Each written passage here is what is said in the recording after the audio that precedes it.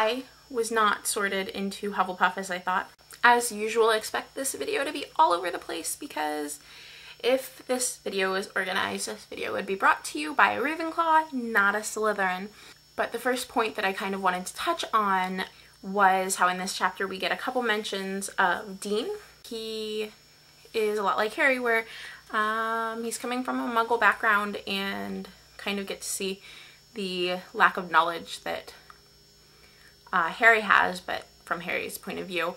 So he helps us see the contrast between the Muggle world and the Wizarding world, and how it looks to a child that was raised a Muggle, but we see that with Ron and Dean kind of having spats a couple times in these chapters about soccer versus Quidditch, and we see less and less of that as the series goes on, which I think is very true to life because, you know, it's all foreign to Harry and to Dean. Slowly but surely, you know, these kids are getting acclimated to the Wizarding world and putting their Muggle lives behind them, and we see that by mentioning of the Muggle things now and then, slowly but surely, less and less mentions of them. When Harry and Ron are discussing the Wizarding duel, Harry's worried that he doesn't know enough magic to fight Draco, and he says something along the lines of, well, what happens if, you know, I wave my wand and nothing happens? And Ron says you drop the wand and you punch him in the face. As different as the world is, we're still dealing with humans, and,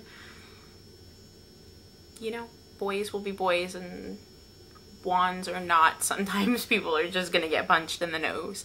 So I found that amusing to kind of contrast with the differences and the similarities between the Muggle world and the Wizarding world.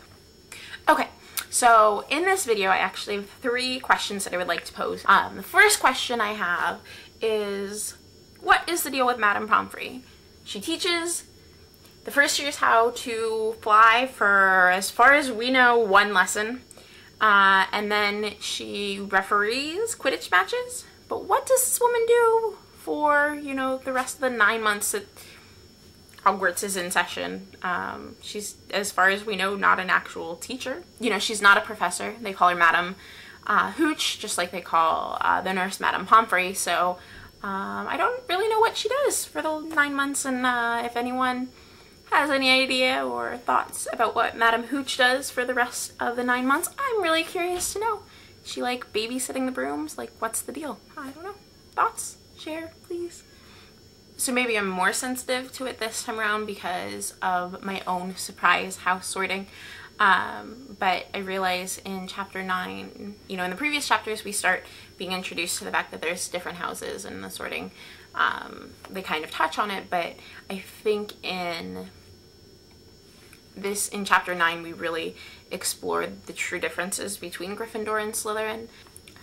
J.K. Rowling once again manages to demonstrate to us how she does such a fabulous job of showing us rather than telling us, and she really shows us the difference between Slytherin and Gryffindor with the Remember All and everything that happens when Madame Hooch has to take Neville off to Madame Pomfrey, and you know, Harry sticks up for Neville and his Remember All, but he's not the only one. He's not super special, and oh, look at Harry standing up for the wronged.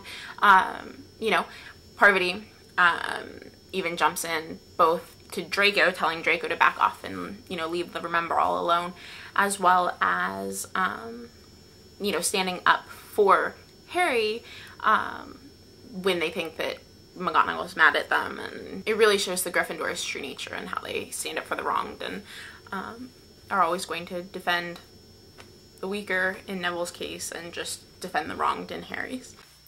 Okay, so I have my valid point number 2 for this video, which is, does anyone else think it's odd that there is a key that locks the girls' bathroom from the outside? I think it's quite odd that they just have the ability to lock other students in bathrooms. So that was my first thought, because maybe that's just the Slytherin in me, but you know, that seems like a practical joke waiting to happen. Let's lock Hermione in the bathroom. The thing I really liked about that whole thing is McGonagall's line where she says that not many first years could have taken down a full-grown mountain troll.